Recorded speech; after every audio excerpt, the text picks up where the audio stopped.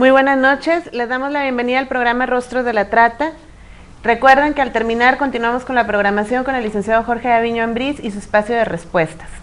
El día de hoy tenemos un invitado, Héctor Pérez Rivera. Héctor, buenas noches. Bueno, buenas noches, gracias por la invitación. No, al contrario, Héctor, muchas gracias. Y Rodrigo Aguilar, hola.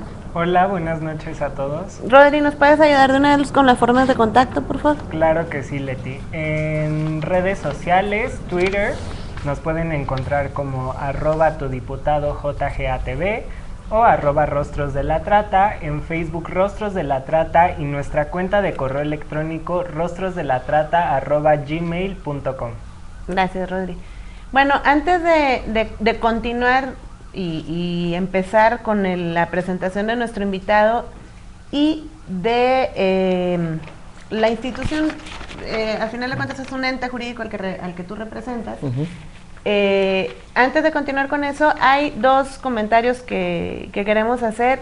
El día de mañana es 25 de abril, entonces les recordamos que el 25 de cada mes es el Día Naranja, siguiendo la propuesta del secretario general de la ONU de sumarnos a esta campaña de violencia, para eliminar la violencia contra las mujeres. Les sugerimos usar alguna prenda naranja o si no algún moñito o algo en sus perfiles de redes sociales para manifestarse así en contra de la violencia hacia las mujeres y las niñas. Y hablando precisamente de las niñas, el día de hoy es 24 de abril, Día Internacional de las Niñas en las TIC. Cada cuarto jueves de cada mes se conmemora a propósito del empuje y de la participación de la Unión Internacional de Telecomunicación, este Día Internacional. El propósito y el objetivo es acercar a más niñas a todas las herramientas que se brindan en el espacio público, que es la red, para que participen, para que se involucren y para ir eliminando la brecha de género digital que hoy por hoy existe. Y pues bueno, esto a la larga les permitirá a esas niñas, hoy, mujeres mañana, tener mayores opciones de trabajo. Entonces, tómenlo en cuenta para este año y para quienes tienen niñas a su cargo o alrededor.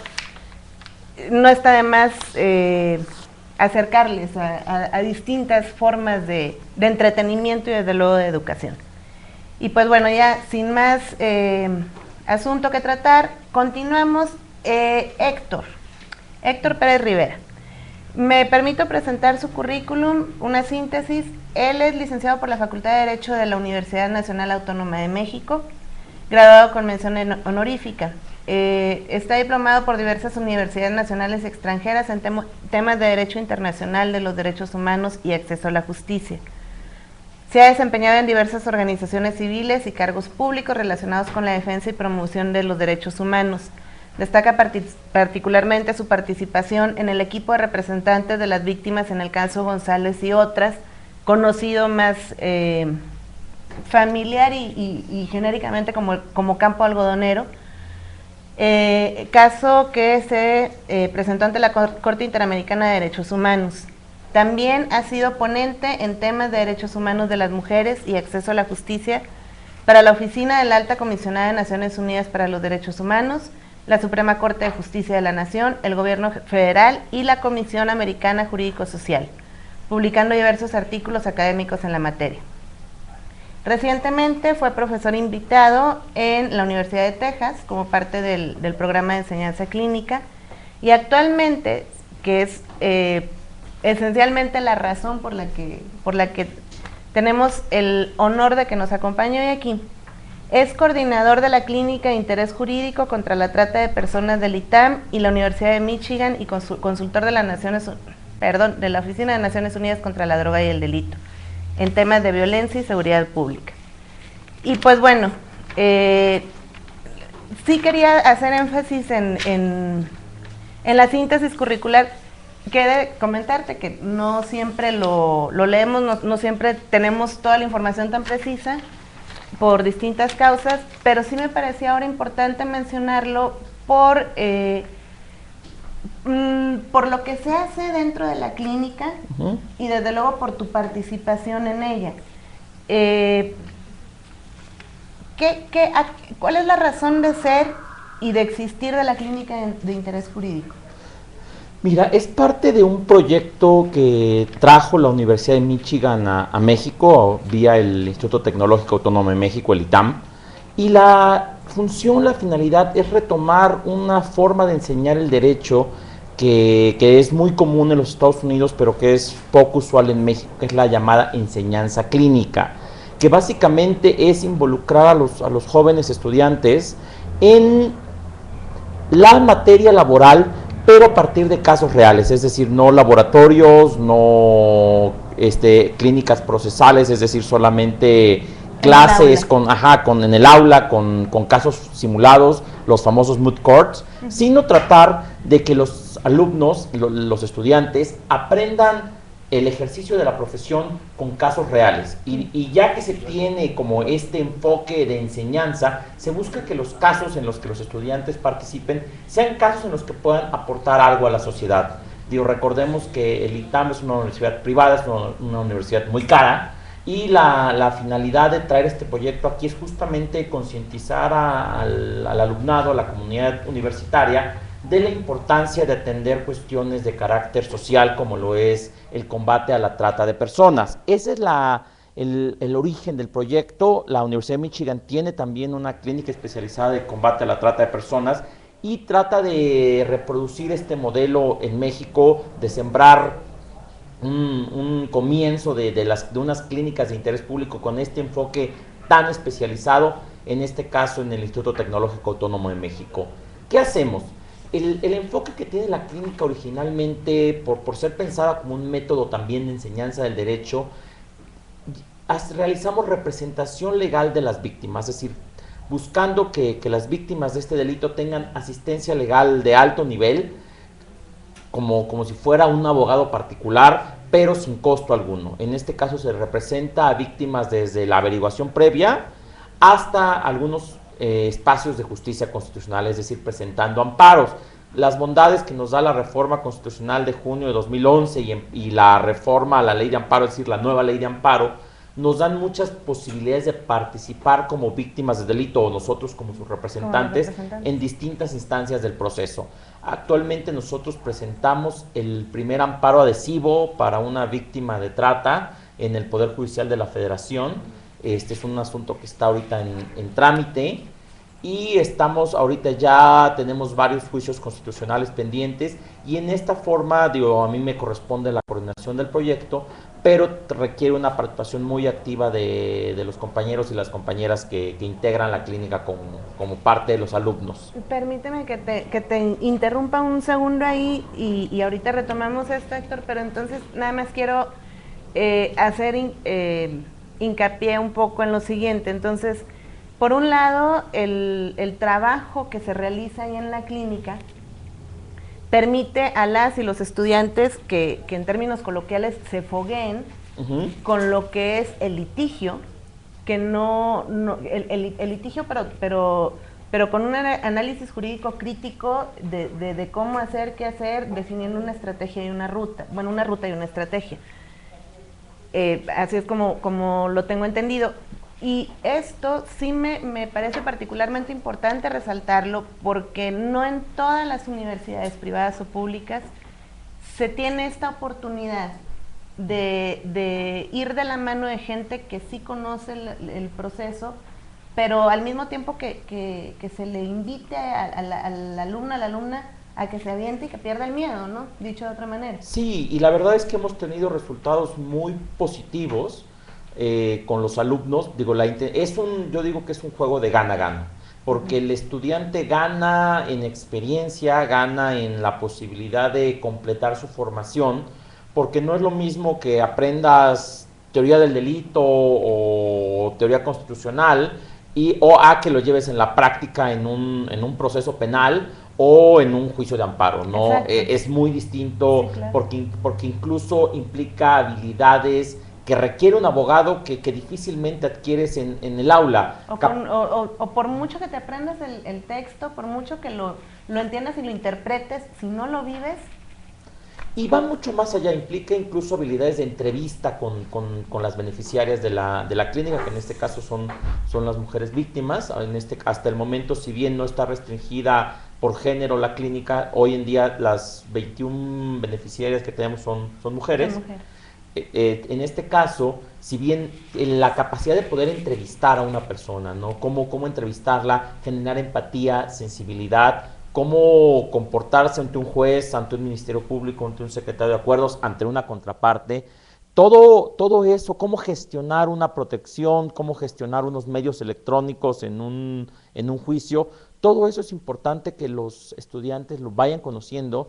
Y ahorita tenemos un caso de éxito reciente de hace un par de días, donde se nos notificó que ganamos un recurso en la justicia constitucional. A mí me da mucho gusto decir que ese recurso lo elaboró uno de los compañeros de la clínica. Él hizo el recurso, cuando yo solamente lo revisé y lo firmé porque como abogado autorizado, pero es un trabajo que se hizo desde los estudiantes y que tiene una calidad jurídica importante, y que el Poder Judicial de la Federación lo reconoció dándonos la razón en un criterio que es novedoso, que es el poder de las víctimas, la equidad procesal para presentar un amparo contra una sentencia condenatoria. Generalmente se entendía que la víctima del delito solamente podía ampararse para efectos de la reparación del daño, pero en este caso en particular nosotros argumentamos que por una cuestión de equidad procesal, si la sentencia no era adecuada conforme a los términos de la Corte Interamericana de Derechos Humanos,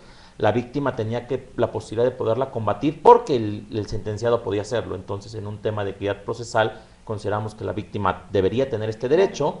Presentamos el amparo, el tribunal colegiado lo negó, entonces presentamos un recurso de revisión, y en pleno el tribunal colegiado consideró que efectivamente por una cuestión de equidad procesal se le debía reconocer a la víctima esta capacidad jurídica, lo cual es totalmente novedoso, y me da a mí mucho orgullo decirlo, que quien ganó este recurso es un alumno, es un muchacho que está en su último semestre de la carrera, pero eso es para mí muy satisfactorio, ¿no? Porque estamos, creo, formando nuevos abogados y abogadas, defensores y defensoras de derechos humanos, ¿no? Que creo que eso es invaluable para lo que necesita este país. Ahorita que estás comentando eso, a mí me surgen varias preguntas, seguramente a ti también, Rodri, Sí, pero sí. bueno, una de ellas, y ahorita las complementamos con las de Rodri, luego ya te arrancas contestándonos sí, claro. todo. Porque, bueno, primero tengo entendido que entonces la clínica aquí en México, ahí en el ITAM, surge a raíz de, o mejor dicho, con el propósito de básicamente atender a víctimas de trata. Así surge, así nace. Así surge. Ah, ok. Esa es una. La otra, pues bueno, ¿a partir de qué semestre se considera apropiado que las y los alumnos comiencen a participar en la clínica? Rodri, ¿tú qué es lo que quieres comentar? Tenía dudas si en esta clínica únicamente, bueno, es exclusivamente para alumnos de Derecho, y como víctima, ¿cómo me puedo acercar para pedirles ayuda? ¿Cómo se ven beneficiadas? Sí, también esa es otra cuestión. ¿Cómo se ven beneficiadas del programa? No, muy buenas preguntas, muy interesantes, y tienen que ver mucho con algunas de las reflexiones que estamos actualmente resolviendo. Digo, en ese sentido, vamos a comenzar quizá por una de las últimas preguntas. Por el enfoque que tiene la clínica, si bien originalmente empezamos pensando en ser una clínica totalmente jurídica, una clínica de interés público que atendiera jurídicamente, que diera este servicio especializado de atención jurídica, las necesidades del tema y las inquietudes de los y las estudiantes ampliaron el margen de acción de la clínica. Actualmente tenemos 3 áreas que le llamamos el área de defensa, que es esta representación legal de víctimas. Tenemos un área de incidencia pública. De hecho, estamos participando en el proceso de cabildeo y discusión de la reforma a la Ley General en materia de trata de personas, con observaciones que fueron elaboradas también por estudiantes, y obviamente con la supervisión que nos corresponde como coordinación del proyecto.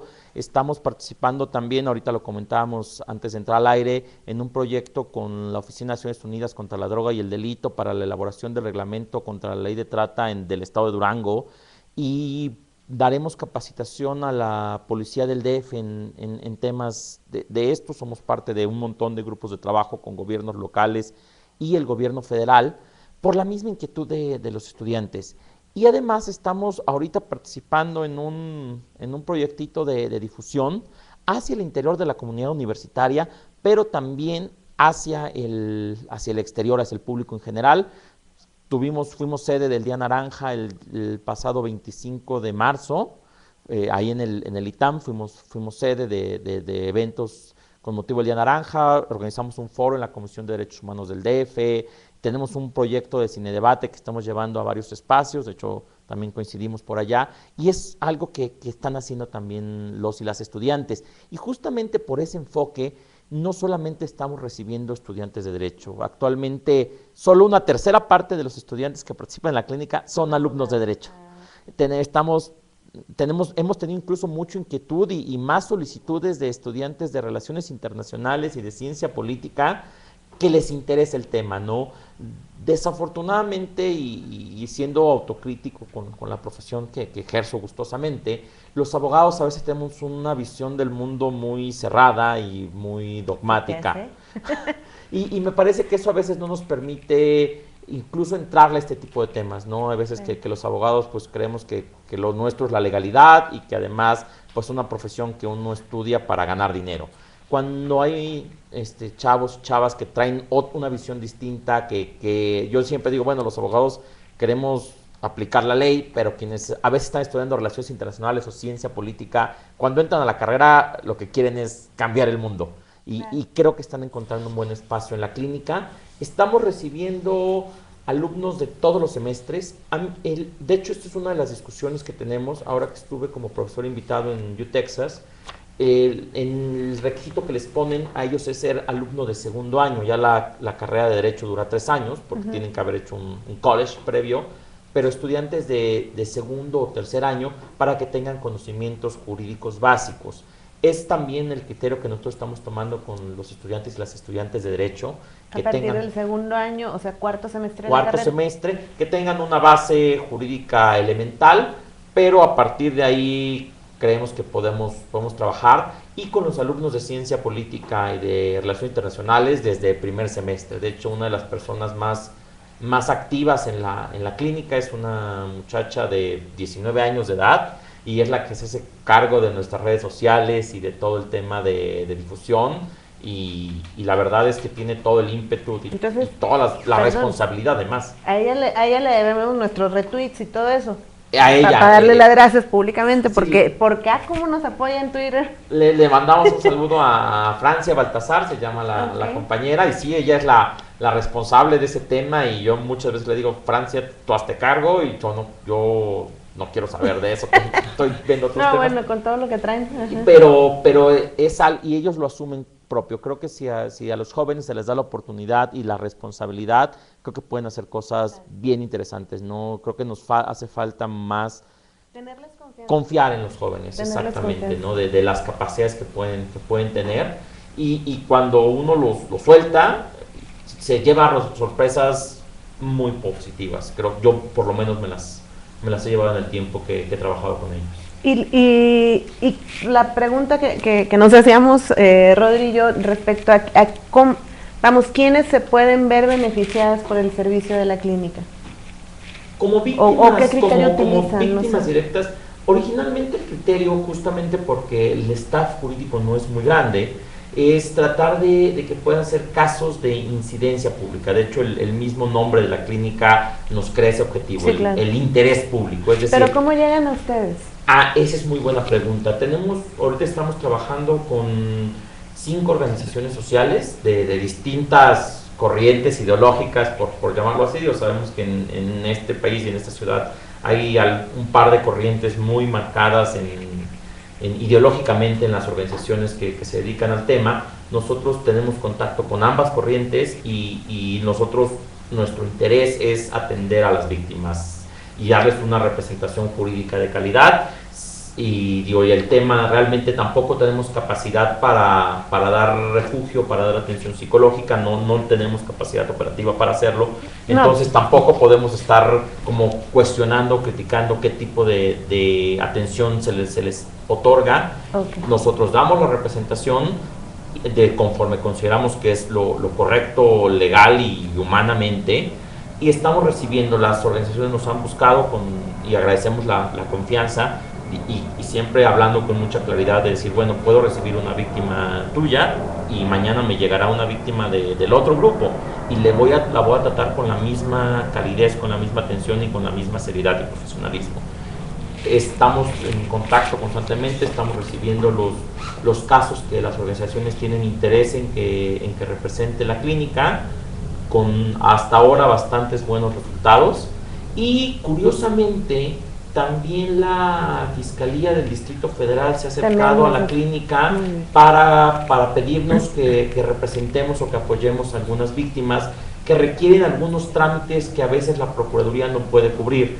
Por ejemplo, tenemos el caso de una muchacha guatemalteca que su estancia en el país no había podido ser regularizada, porque fue tratada de Guatemala hacia México, y aparte ella tenía ya 2 hijos mexicanos, no los había podido registrar, una serie de cuestiones que escapaban incluso del procedimiento penal, pero que eran indispensables para una vida digna de la víctima, y la Procuraduría se acercó, nos pidió el apoyo, y ahorita esta muchacha afortunadamente ya está legalmente en México, ya pudo registrar a sus hijos y está próxima a comenzar un trabajo. La verdad es que es algo que también nos da mucho gusto poder decirlo, de los casos de éxito, y creo que a mí me da mucho gusto que nos tengan confianza. A mí me parece que venir de la academia, venir de una institución académica que además tiene el reconocimiento y el prestigio del ITAM, abre muchas puertas, ¿no? ¿Por qué? Porque creo que podemos mantener una postura absolutamente neutral, absolutamente laica, y que nos abre las puertas, apartidista, que nos abre, creo que muchas puertas, ¿no? Y creo que esa es una de las cosas que valoro yo en lo personal del espacio, porque he estado en gobierno, he estado en sociedad civil, y has visto cómo funciona de un lado y del otro. Exactamente, sí. Entonces, ahora que tengo esta tercera vía, me parece que es la vía a veces más cómoda para poder hacer muchas cosas, ¿no? Porque no tengo las presiones o las líneas de ser gobierno, o a veces las cargas ideológicas que implica ser sociedad civil, ¿no? Me parece que la academia es un espacio que da la oportunidad de reflexionar, y además, pues maravillosamente trabajando con jóvenes que a lo mejor se pueden ser moldeados o pueden trabajar pues con esta visión muy fresca y muy nueva, ¿no? Y creo que eso es también valioso de esta tercera vía, y hemos tenido acceso. De todas formas, estamos disponibles en Twitter, en la cuenta @trata_itam, y estamos en correo electrónico que es clinicatrata.itam@gmail.com o clinica.trata@itam.mx. Estamos a las órdenes de quien requiera el apoyo. Afortunadamente, en los meses que lleva viviendo la clínica, es un proyecto relativamente nuevo. Hemos recibido bastantes casos y afortunadamente con buenos resultados. Fíjate que ahorita que te estaba escuchando, Héctor, hay Vamos, sí me quiero detener un poco en uno de los comentarios que hiciste, porque sí me parece no importante, sino vital en el tema de prevención y combate del delito como tal. Porque creo que es muy válido y también me parece muy enriquecedor que existan distintas posturas en torno al fenómeno de la trata. Fenómeno en el sentido más amplio, ¿no? Me parece, insisto, enriquecedor que existan estas distintas posturas, pero sí me parece que al momento de ya tratar la parte más sensible, que son los derechos humanos de las víctimas, creo que ahí debemos de hacer un esfuerzo supremo por conciliar esas diferencias que enriquecen. Y pues bueno, a mí en lo personal me da mucho gusto que esas diferencias se reconcilien en una tercera persona, que en este caso es la clínica jurídica del ITAM, ¿no? Porque sí, como tú bien dices, bueno, eso les garantiza tanto a unas asociaciones como a otras, exactamente la misma atención, exactamente la misma lucha por los derechos de las víctimas, ¿no? Y fíjate que si bien hay diferencias, creo que importantes, me parece que en la mayoría de los puntos sustantivos las organizaciones coinciden. Hay puntos coincidentes, claro. Y que creo que es donde tenemos que trabajar. Me parece que es un fenómeno, como tú lo dices, tan complejo, que requiere muchos esfuerzos. No es un fenómeno que pueda ser atendido unipersonalmente, ¿no? Es decir, es muy difícil, con todas las aristas que tiene, que alguien pueda tener la razón, claro, o la verdad absoluta. A mí me parece que tiene que escucharse muchas voces, llegarse a coincidencias y trabajar sobre esas coincidencias, esperando que en el camino las diferencias puedan ser discutidas, argumentadas, entendidas, ¿no? Creo que nos falta a veces mucho el entendimiento. Leía una entrevista de Octavio Paz, ahora en el marco de su centenario, que dio a proceso a Julio Scherer hace bastantes años, y él decía que en México se piensa poco y se discute mucho. Totalmente de acuerdo con eso. Y yo me permitiría agregar, a veces no se piensa y como quiera se discute. Exactamente, sí, ¿no? Y creo que es algo que en lo que tenemos que trabajar. Me parece a mí que es de las ventajas que da la academia, es un espacio donde necesariamente te tienes que poner a pensar, sí, claro, porque a veces, digo, y lo decimos de broma, ¿no? A veces los académicos estamos todo el día pensando en cosas. Sí. ¿Qué hiciste hoy? Todo, en cualquier tipo de cosas, pensé. Ajá, pero te da la oportunidad de tener esos espacios de reflexión para poder después discutir las ideas y a veces cuando nos equivocamos, que puede ser frecuente, poder asumir que estamos en un error y tratar de modificarlo. Y creo que ese es un proceso que nos gustaría o nos gusta aportar en la discusión de la sociedad civil en México. Oye, ahorita que dentro de esas preguntas, no sé tú, Rodri, pero yo sí pensé, bueno, y no se han acercado comunicadores y comunicadoras allá a la clínica. Sí, hemos tenido contacto, afortunadamente, hemos tenido bastante trabajo con varios periódicos, con varios programas de radio, con algún programa de televisión. Yo soy de familia de comunicadores, mi familia se forjó en los medios de comunicación, yo escogí ser abogado, pero no, creo que es invaluable el tema con medios de comunicación. Hay veces que uno como abogado dice, pues a lo mejor el tiempo que tardo en trasladarme a X o Y estación de radio, X o Y canal de televisión, se lo podría estar invirtiendo en hacer un escrito o revisar un documento, pero a veces es vital hacerlo porque el mensaje puede llegar a mucha gente y puede llegar a que mucha gente sepa lo que estamos haciendo, se interese, se acerque. Otro medio que a mí me parece importantísimo es redes sociales. La verdad es que la difusión que tienes de ahí de ideas, digo, la libertad que aún hoy existe en las ideas que puede uno expresar en redes sociales me parece importantísima y sí hemos tenido mucho contacto, especialmente con algunos periódicos de la ciudad que se han acercado por algunos de los casos que tenemos que cumplen con este requisito del interés público. Uh-huh. Actualmente estamos realizando la defensa de 2 víctimas en el proceso que se sigue contra Alejandra Gil y otras 2 personas en el Tribunal Superior de Justicia del DF. Representamos a estas dos víctimas en el proceso y estamos también realizando la defensa de la señora Clara Tapia Herrera, que fue la pareja sentimental y víctima del llamado monstruo de Iztapalapa, Jorge Antonio Iniestra.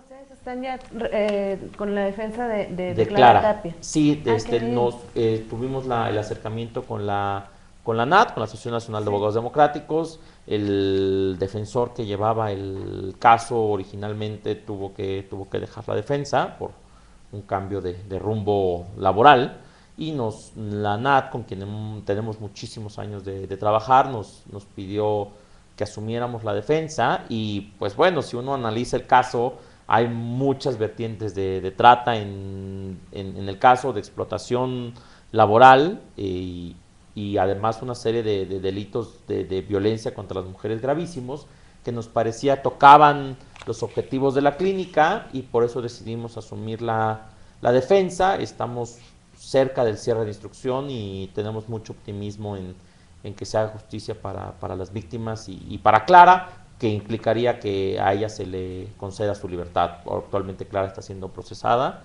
nos parece que de forma injusta, pero nos parece que en el proceso se ha podido demostrar su inocencia, y tenemos, la verdad, lo digo sinceramente, mucho optimismo en que Clara pueda estar libre en poco tiempo. Me gustaría, Héctor, que sí, porque de hecho lo comentábamos fuera del aire, ¿no, Rodri? El asunto en específico de Clara Tapia, porque me decía Rodri, como verás, hay un poco de diferencia de edad entre él y yo, 5 meses básicamente, pero entonces me decía, bueno, pero es que es un caso Somos reciente. todos de la misma generación. Sí, no, hombre, aquí es la misma cama, sí,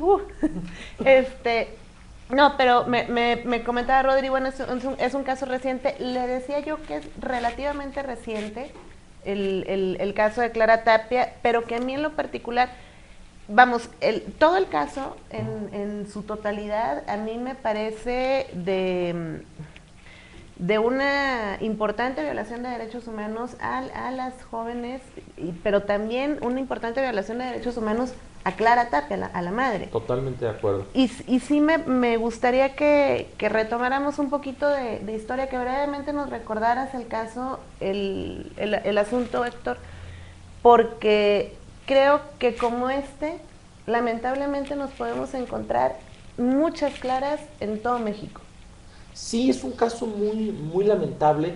A veces cuando los casos llegan al exceso es cuando volteamos a verlo, ¿no?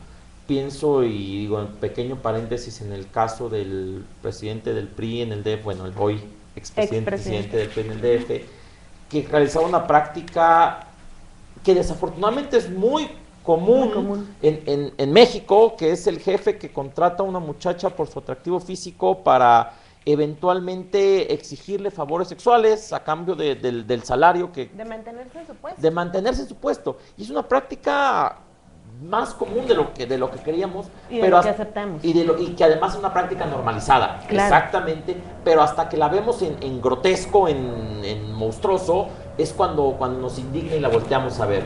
Me parece que el caso de Clara es bastante similar a esto, digo, para hacer un recuento muy rápido de los hechos, que realmente es la historia de terror más grande que yo he escuchado, digo, y aparte de viva voz de Clara y de sus hijos. Clara es una mujer muy humilde que conoce a un sujeto, Jorge Antonio, cuando ella trabajaba como personal de limpieza en una tienda de muebles. Este sujeto le empieza a hablar de cosas que Clara nunca había escuchado, de películas, de libros, de viajes, y la deslumbra, y al poco tiempo la convence de que se vayan a vivir juntos. Clara es una mujer muy trabajadora, y para mantener a sus 3 hijos, dos muchachas y un muchacho, trabajaba además de como conserje de una escuela, como personal de limpieza en una mueblería.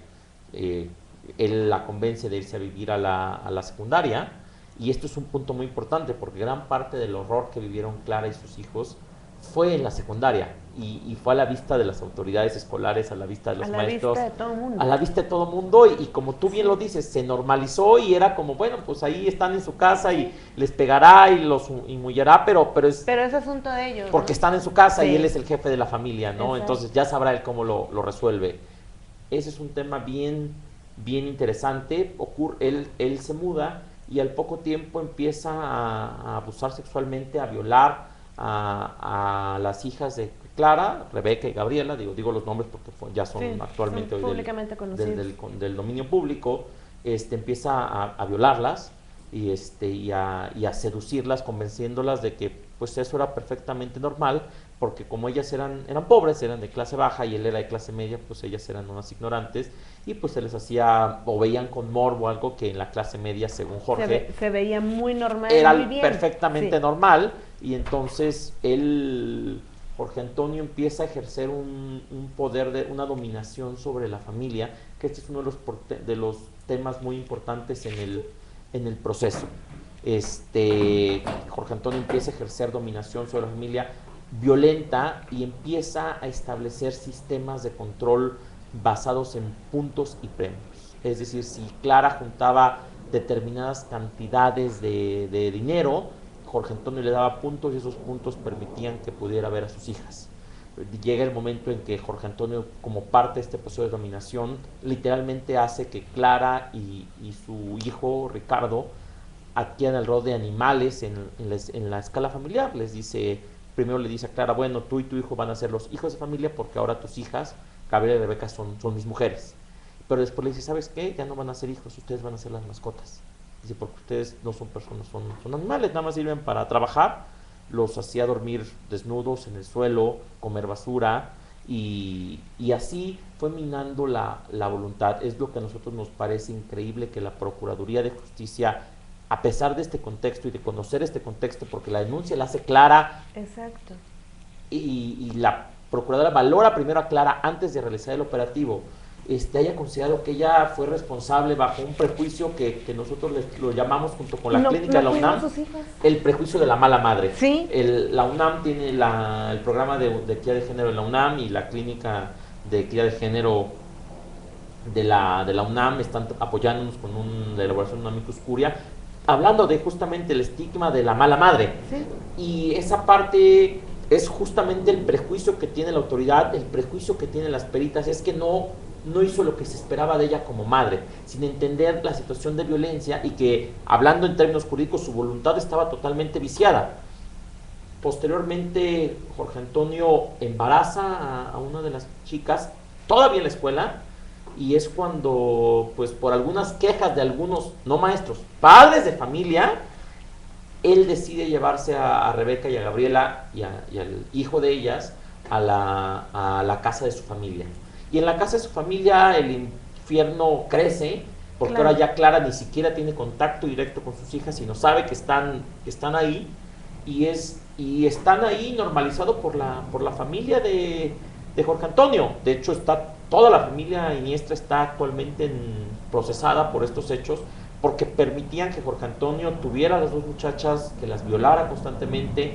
Las muchachas tuvieron 4 hijos de Jorge Antonio, y Jorge Antonio en algún momento asesina a Rebeca y a uno de los hijos de Gabriela, y los asesina brutalmente a golpes, y es el conocimiento de la familia completa. Y esconde el cuerpo y lo deja literalmente abajo de la cama, hasta que la mamá le dice, saca esto porque huele ya muy mal. Con ese nivel de deshumanización que nos parece a veces increíble, y las tiene encerradas ahí durante 3-4 años. Es el tiempo que las tiene encerradas, y mientras tanto Clara seguía manteniendo a la familia, trabajando en la secundaria como personal de limpieza de un cine, y además recolectando basura en los tianguis y mercados. Y a pesar de eso, nos parece que la Procuraduría no ve la situación de violencia que se enfrenta a Clara, porque además en el momento que Clara sabe de la muerte de su hija, es cuando está en el Ministerio Público y sale un policía de investigación y le dice, ¿es usted la mamá de Rebeca? ¿Viene a reconocerla? ¿Cómo que viene a reconocerla? Sí, pues es que está muerta. Así se entera Clara de la muerte de Rebeca, y posteriormente, en ese shock, la Procuraduría decide presentarla a ella en medios de comunicación junto a toda la familia Iniestra. La Comisión de Derechos Humanos del DF emitió una recomendación en específico por esos hechos, sí. Junto con que era una práctica tristemente común, que afortunadamente es tener pasado por parte de la Procuraduría Capitalina. Al menos por parte de la Procuraduría. Por lo menos parte, atendiendo una recomendación de la Comisión Interamericana de Derechos Humanos. Fue un asunto que llegó hasta la justicia internacional, porque es una práctica, como tú lo decías, totalmente contraria a derechos humanos. Se abre el llamado juicio de la opinión pública, el juicio de medios. Y bueno, se procesa Clara junto a la familia Iniestra, Clara viviendo el trauma de haber perdido a su hija y además apenas en un proceso de recuperación de esta situación de violencia. Pues Clara se enfrenta a un proceso penal desde el año 2011, un proceso que ha sido muy tortuoso para ella, para su familia, y pues que nosotros estamos ahora tratando de apoyar y de obtener justicia. Y nos parece un caso importantísimo, nos parece que el tribunal del DF tiene hoy una gran oportunidad que ya perdió de resarcir un daño. De resarcir un daño. Una oportunidad que perdió la Procuraduría porque hemos insistido varias veces que deberían desistirse de la acción penal en contra de Clara. Digo, desafortunadamente no hemos hecho eco, pero creemos que ahora la oportunidad la tiene el tribunal y confiamos porque ha sido un proceso bastante equitativo, un proceso que el tribunal se ha ido sensibilizando y lo ha llevado con mucha seriedad y que nos parece que podemos ser optimistas hoy en ese caso, pero como tú lo dices, digo, ahorita damos unos lazos generales, pero es un caso que se ha hablado muchísimo en medios, es un caso que daría para escribir mucha tinta en distintas disciplinas. Justo es lo que iba yo a decir, para retomarlo desde distintos ángulos, porque los medios de comunicación tuvieron una responsabilidad, la tienen y la seguirán teniendo, pero tuvieron una participación determinante, a lo mejor no con mala intención, y estoy segura que no, pero bueno, tuvieron una participación. La fuerza pública también jugó un papel determinado, que transgredió, que fue más allá, que etcétera, que afortunadamente, bueno, me parece que esto sirve para que no se repitan las mismas cuestiones. Entonces, desde el punto de vista de la comunicación, de la responsabilidad de la información y la comunicación, del derecho, de la psicología, desde distintas disciplinas, desde luego se puede analizar. Y sí, insisto en que esto, no sé tú qué opinas, Rodri, pero esto, se me vienen a la mente muchísimos casos, muchísimos ejemplos de mujeres que se ven en una situación muy similar en Tlaxcala, en Puebla, en Pachuca, en todo el país. A lo largo y ancho, ¿no? Y pues bueno, ya casi se nos está acabando el tiempo, Héctor, pero yo quería hacerte una pregunta. ¿Por qué en el caso de Alejandra Gil nada más se habla de Alejandra Gil y no de las otras dos personas inculpadas? Yo creo que se ha mediatizado hacia Alejandra por la relevancia que ella tenía, porque ha sido una persona muy activa en el tema. Y las otras dos personas, una creo que es esencial no mencionar su nombre porque es una orden de aprehensión pendiente, y la otra es el hijo de Alejandra, Omar Sayún. Este caso está muy vinculado con un par de casos anteriores en los cuales ya hay sentencia condenatoria. De hecho, una de las pistas fundamentales es que una persona ya sentenciada con doble condena por trata de personas, es decir, sentenciada en dos procesos diferentes, es quien señala a la participación de Alejandra. Ese es uno de los puntos, de las piezas clave en la investigación, pero es una persona que ya está sentenciada, de hecho que está ahorita en un juicio de amparo en el que nosotros también estamos representando a las víctimas como adherentes, que es una figura nueva en el derecho, y justamente por eso está centrando en Alejandra, ¿no? Como cabeza de una organización que en este caso realizaba, o por lo menos es lo que el testimonio de las personas que tenemos nosotros y lo que señala la investigación de la Procuraduría, dedicada a la explotación sexual de mujeres, con unos métodos muy distintos quizá a la violencia que vemos o que entendemos como la trata, ¿no? Quizá formas de explotación mucho más sutiles, por llamarlo de alguna forma, pero igualmente, o nos parece a nosotros igualmente delictiva, pero pues ya estará en manos del tribunal. Creo que ahora también es un asunto que tenemos que dejar en manos del tribunal. Nos tocará a nosotros como abogados presentar las pruebas, seguir el proceso, que en esa fase estamos, eventualmente hacer alegatos y participar en todas las instancias. ya nosotros, digo, tenemos una postura, pero finalmente la determinación le corresponderá al tribunal, al Poder Judicial del Distrito Federal o en último momento a la Justicia Federal. ¿El caso llegó a través de una asociación o las víctimas se acercaron a ustedes? Bien interesante, el caso llega justamente de rebote porque una de las víctimas que nosotros defendíamos, que nos llegó vía una asociación, en el proceso de amparo, cuando el probable responsable dice, bueno, ahora sí voy a decir la verdad, y la verdad es que a mí quien me inculpó fue esta persona. Entonces es cuando nosotros encontramos este testimonio, le preguntamos a la víctima, oye, ¿y esta persona quién es? Nos cuenta toda la historia. Yo conocí a Alejandra de años porque siempre fue una persona muy activa, y digo, pues mira, qué interesante, y esta víctima nos empieza a detallar. Y justamente, justamente hilando el proceso nos damos cuenta que hay otra víctima que no está en ninguna asociación, que nunca ha tenido contacto con una asociación, con un refugio, con nadie. Una muchacha que es rescatada, que se escapa y que se va con su familia y allá decide esconderse, y la canalizan a la Procuraduría del DF, se sigue su juicio y ya regresa a su lugar de origen y nunca ha tenido contacto con este tema. Nos acercamos a ella y ella nos cuenta, sin conocer a la otra víctima, la misma historia, los mismos métodos, las mismas formas, todo, los mismos lugares, las mismas personas. Se toma su testimonio y es donde nosotros pues nos armamos ese rompecabezas, ¿no? Como parte coacusadora, diciendo, bueno, pues digo, ya cuando tenemos dos niñas que no se conocen, que tienen perfiles muy distintos, que han tenido un proceso de recuperación totalmente distinto, que nos digan exactamente lo mismo, con las mismas cantidades, los mismos lugares, los mismos métodos, es los que nos da a nosotros muchos indicios. Ya no es coincidencia.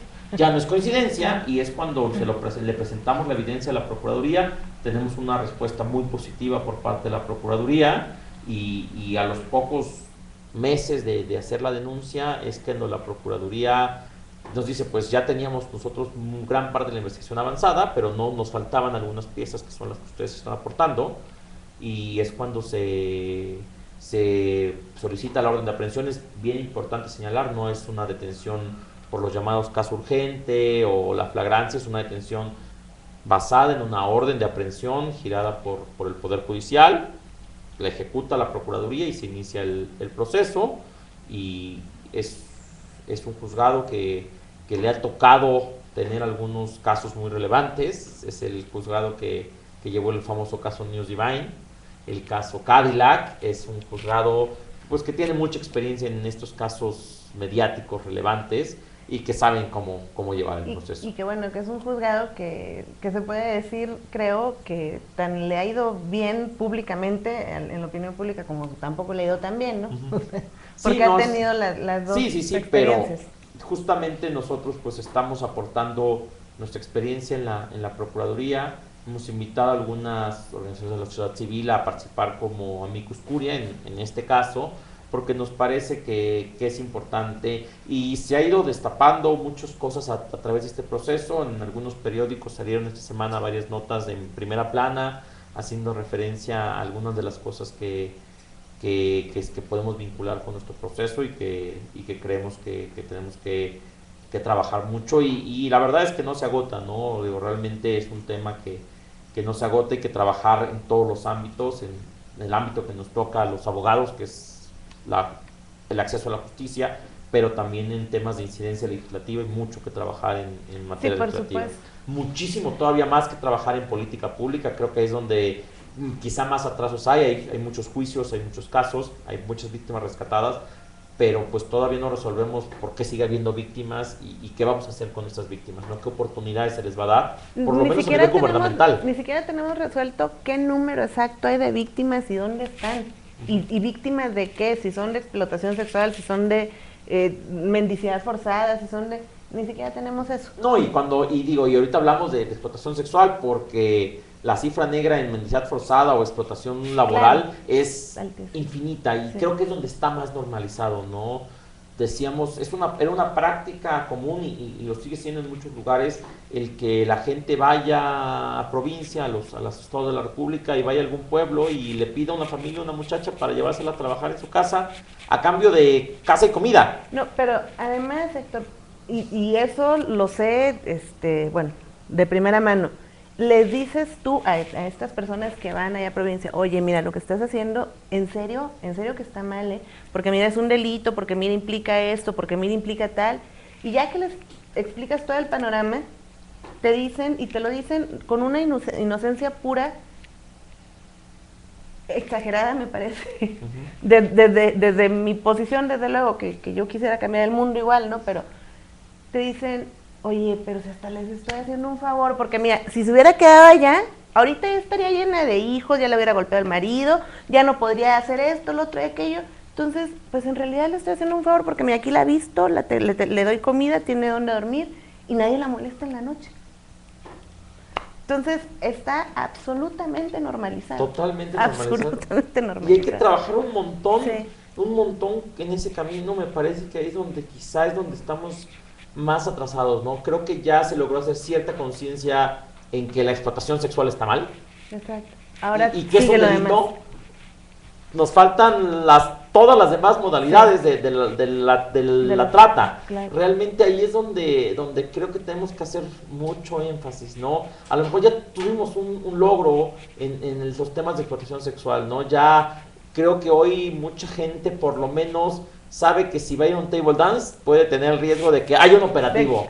O a lo mejor piensa, estas muchachas estarán por su voluntad o las estarán explotando. Ya al menos ya se cuestionan, híjole, ¿será trabajadora sexual en serio? ¿Será bailarina nada más? ¿O será víctima de algún delito? Ya al menos ya se lo cuestionan. Una conciencia, ¿no? Y creo que eso es importante. Claro. Pero todo lo demás, o sea, no sabemos cuando vemos alguna familia pidiendo dinero en las calles, qué puede haber detrás y si hay un delito detrás, ¿no?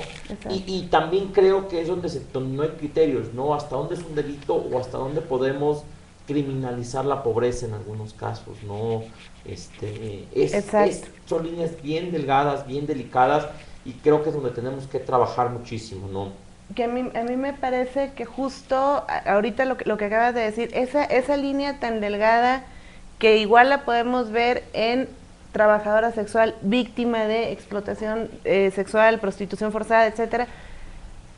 Igual la tenemos es una familia que está siendo obligada a la mendicidad, o es una persona que está apoyando a una familia, o es un niño que está siendo utilizado, o una niña que... Hay líneas muy finas, muy delgadas y muy transparentes que creo que sí se requiere no nada más de conocimiento, sino también de mucha voluntad para analizarlo. Y Héctor, está muy interesante, pero ahora sí que ya casi nos van a sacar de acá de las orejas porque ya se nos acabó el tiempo. Yo sí quiero comprometerte públicamente a que regreses para seguir comentando de este asunto, porque sí hay una cuestión muy, muy importante que yo sí quiero hacer mención.